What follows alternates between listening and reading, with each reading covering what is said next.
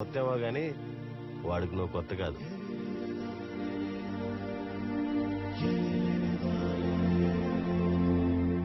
వాళ్ళమ్మ నా ఫోటో చూపించి బూచుడని చెప్పి భయపెట్టుంటే బాగుండేది. నా దగ్గరికి వచ్చేవాడు కాదు. పాపం నా పిల్లడు. పిల్లోడు వాడు, పాపం నేను. నీ స్నేహం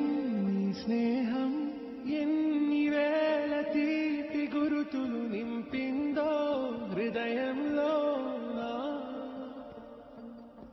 అప్పటి నుంచి కనీసం పాలు కూడా తాగలేదు. ఇల్లంతా పరిగెడుతూనే ఉన్నాడు. పరిగెత్తట్లేదు, వాళ్ళ అమ్మ నాన్నల కోసం వెతుకుతున్నాడు.